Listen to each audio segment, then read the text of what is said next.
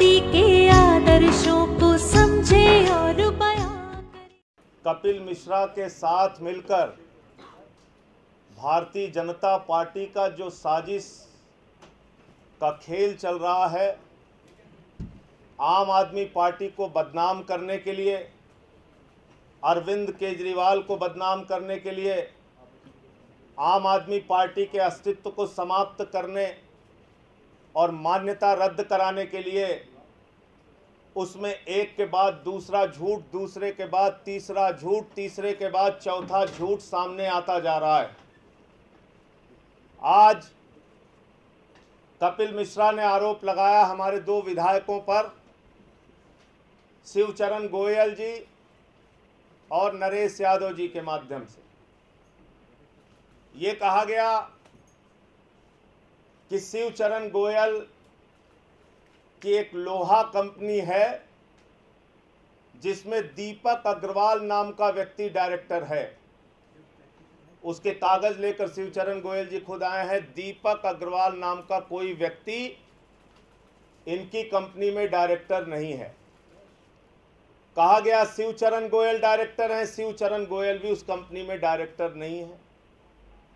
कहा गया शिवचरण गोयल के पास 2 पैन कार्ड हैं, इनका एक ही पैन कार्ड है और हर फाइनेंशियल डॉक्यूमेंट में वो पैन कार्ड घोषित है, दर्ज किया गया है। उसकी सूचना अपने एफिडेविट, इलेक्शन एफिडेविट में भी इन्होंने दी है।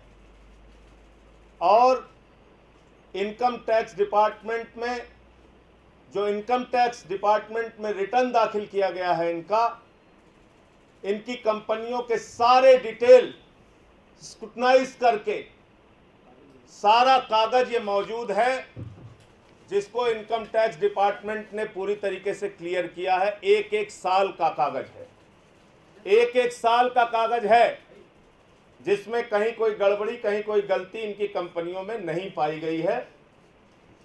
लेकिन सिर्फ बदनाम करने के लिए, जैसा मैंने कहा, विधायकों को, पार्टी को, अरविंद केजरीवाल को, एक गहरी साजिश बीजेपी की चल रही है। मैं बीजेपी के लोगों से कहना चाहता हूं, पीछे से वार करना बंद करो।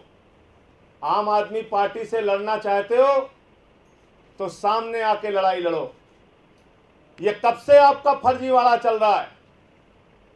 4 कंपनियों के माध्यम से 2 करोड़ रुपए की डोनेशन ली गई, जिसके बारे में स्वयं प्रधानमंत्री जी ने विधानसभा के चुनाव में कहा था, काली रात में काला धन। जिसके बारे में अरुण जेटली जी ने कहा था कि 2 करोड़ रुपए अवैध ढंग से लिए गए। तो मैं पूछना चाहता हूं, क्या देश के प्रधानमंत्री और देश के वित्त मंत्री इतने कमजोर हैं कि 2.5 साल हो गए आपके पास ऐसी गंभीर जानकारी थी और आपने आज तक कोई कार्रवाई नहीं की? इसका मतलब जो बातें बीजेपी कह रही थी, जो झूठे आरोप बीजेपी लगा रही थी, जो बदनाम करने की कोशिश बीजेपी कर रही थी, आज कपिल मिश्रा के माध्यम से वही कोशिश फिर से की जा रही है। अरविंद केजरीवाल एक सच्चे और ईमानदार नेता हैं इस देश के, जिन्होंने इनकम टैक्स कमिश्नर की नौकरी को लात मारा, जिन्होंने मुख्यमंत्री की कुर्सी को लात मारा, और आज उस व्यक्ति पर भ्रष्टाचार का आरोप लगाया जा रहा है। और भाजपाई उस पूरे खेल का हिस्सा है। भाजपाई जब भ्रष्टाचार के खिलाफ बोलते हैं तो ऐसा लगता है डाकू गब्बर सिंह अहिंसा पर उपदेश दे रहा है। वो पार्टी जिसके राष्ट्रीय अध्यक्ष कैमरे पर रक्षा दलाली करते हुए पकड़े गए, वो पार्टी जिसके एक नेता मंत्री कहते हैं पैसा खुदा तो नहीं लेकिन खुदा से कम नहीं, वो पार्टी जो व्यापम जैसा खूनी घोटाला करती है, आईपीएल जैसा हजारों करोड़ का भ्रष्टाचार करती है, रमन सिंह का कोल ब्लॉक में नाम आया, वो पार्टी जिसके राज में भ्रष्टाचार और महंगाई का आलम यह है कि 39 रुपए के किलो की मोजाम्बिक से दाल खरीदी जाती है और प्रधानमंत्री जी के करीबी अडानी की कंपनी के द्वारा भ्रष्टाचार करके 200 रुपए किलो इस देश के अंदर दाल बिकती है।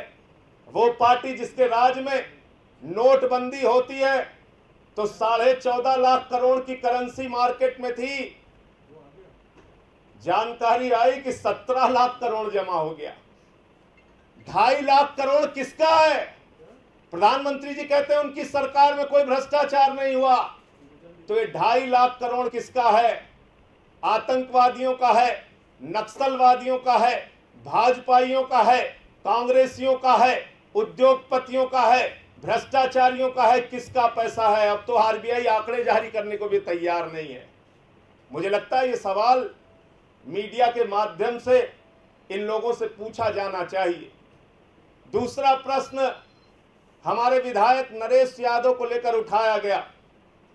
इनकी पत्नी के बारे में कहा गया कि इनकी पत्नी का कोई शेयर है और उस कंपनी ने कोई गड़बड़ी और घोटाला किया।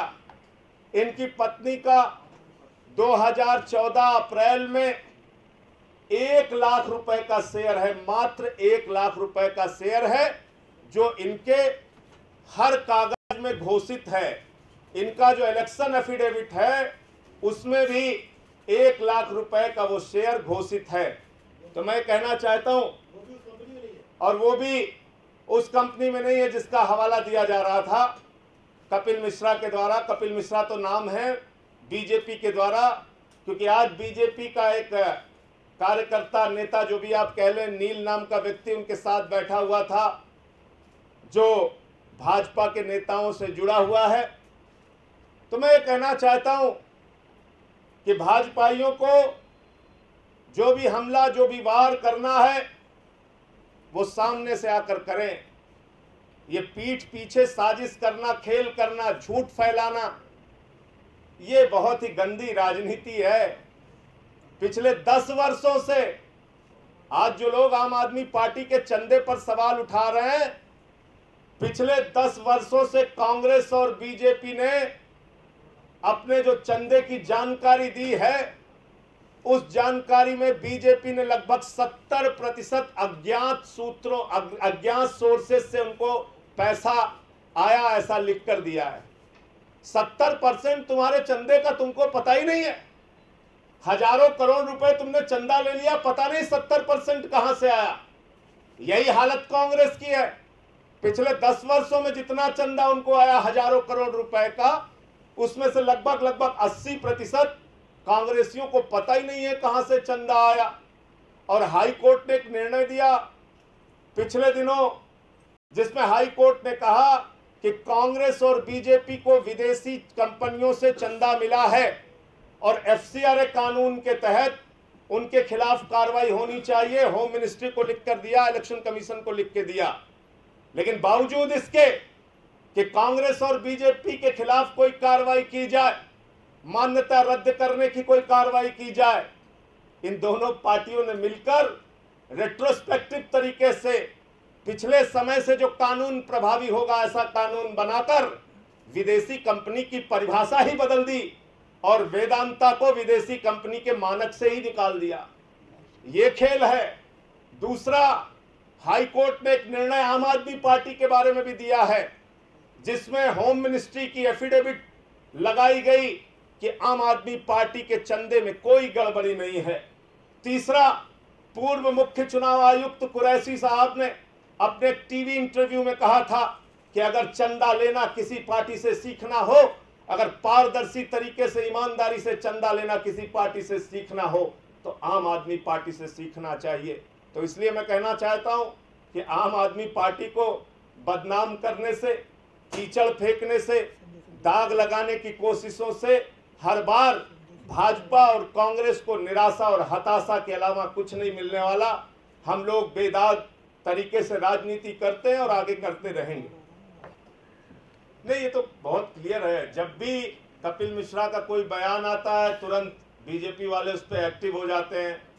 इसी चंदे के मामले को लेकर बीजेपी की पूरी भाजपा की टीम मनोज तिवारी के नेतृत्व में पहुंच गई थी इलेक्शन कमीशन की हमारी मान्यता रद्द की जाए, यानी इस पार्टी को खत्म ही कर देना है, बिल्कुल अस्तित्व ही समाप्त कर देना है। तो मैं पहले नरेश जी से चाहूंगा, फिर शिवचरण जी से चाहूंगा अपनी बातें रखें। मैं इतना ही कहूँगा कि शायद कपिल मिश्रा जी ने पूरी तरह से होमवर्क किया नहीं था।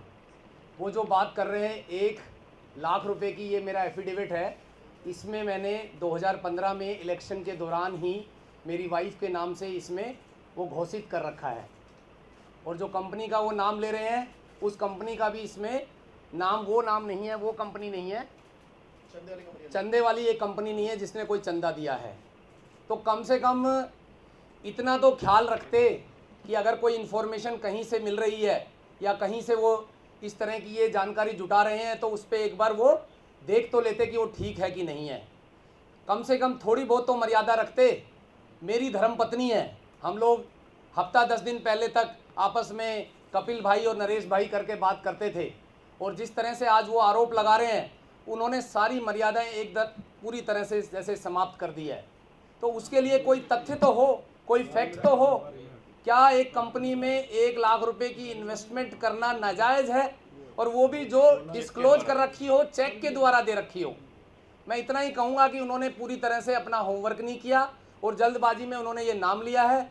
ये बिल्कुल गलत है, बिल्कुल गलत और निराधार है, और इसमें कहीं किसी तरह का कोई तथ्य नहीं है, जबकि मैंने पूरा का पूरा ये अपना एफिडेविट में हर चीज़ इसमें डिस्क्लोज कर रखी है। बहुत बहुत धन्यवाद। पहले तो मैं कपिल मिश्रा का धन्यवाद करना चाहूँगा कि आज पहली बारी आप लोगों से रूबरू होना पड़ा, क्योंकि पहले 2.25 साल में मौका नहीं मिला था।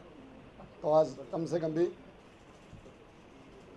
उन्होंने जो एलिगेशन लगाया कि मेरे पास 2 पैन कार्ड हैं, फिलहाल तो एक ही है, और इंटरनेशनल लोहा भंडार कंपनी में मैं डायरेक्टर हूँ। जब से कंपनी बनी है मैं तो डायरेक्टर नहीं हूँ, आज तक मैं बना भी नहीं, मुझे पता भी नहीं। यदि वो मुझे बनवा देंगे तो अच्छा रहेगा, तो मुझे उनसे रिक्वेस्ट भी है। और तीसरा उन्होंने कहा कि कोई दीपक अग्रवाल, मेरे तो आसपास भी कोई दीपक अग्रवाल नहीं है कि कोई मेरी कंपनी में डायरेक्टर हो, क्या है क्या नहीं है। और मैं 27 महीने से किसी कंपनी में डायरेक्टर नहीं हूँ। तो जैसे भी नरेश जी ने कहा कि होमवर्क पूरा कर लेते तो कम से कम भी कुछ ना कुछ चीज़ मिल जाती। पहला होमवर्क तो उन्होंने, पहला एलिगेशन था कि 2 करोड़ रुपए दे के आए सीएम हाउस में सत्येंद्र जैन जी को। पहली बात तो उनको ये नहीं पता मैं किस समय दे के आया, कहाँ दे के आया, किसको दे के आया, किससे मिले, किससे नहीं मिले। अभी तक वो क्लियरिटी नहीं कर पा रहे। पहले झूठ का तो क्लियरिटी कर लें, फिर अगले में चलते हैं। झूठ पे झूठ, झूठ पे झूठ। मैं तो आप सभी भाइयों से भी कहता हूँ कि कम से कम भी उसकी किसी चीज़ की वेरिफिकेशन तो कर लें। पहले एक की तो वेरिफिकेशन कर लें, क्योंकि हम चीज़ को दिखा रहे हैं, उस चीज़ को भी हमें पहले सच्चाई से प्रूव कर लेना चाहिए। बस इतना कहूँगा। बहुत बहुत धन्यवाद। Thank you. और इन दोनों लोगों ने तय किया है ये हाँ कागज देना इसको। 1 मिनट। मेरी जितनी कंपनियां हैं ये हर साल स्क्रूटनाइज होती हैं, तो जब एक एक पेपर ऑडिट होता है तो उसके बाद भी कोई चीज़ रह जाती हो तो मैं तो समझता नहीं, या तो हमारी डिपार्टमेंट्स इतने कामयाब नहीं है कि वो पूरी चीज़ देखते हो। ये पूरे पेपर्स हैं। नरेश यादव जी और शिवचरण गोयल जी को जिस तरह से बदनाम किया गया है, इन दोनों लोगों की तरफ से क्रिमिनल डिफेमेशन और सिविल डिफेमेशन का मामला भी दायर किया जाएगा, ऐसा निर्णय हुआ है।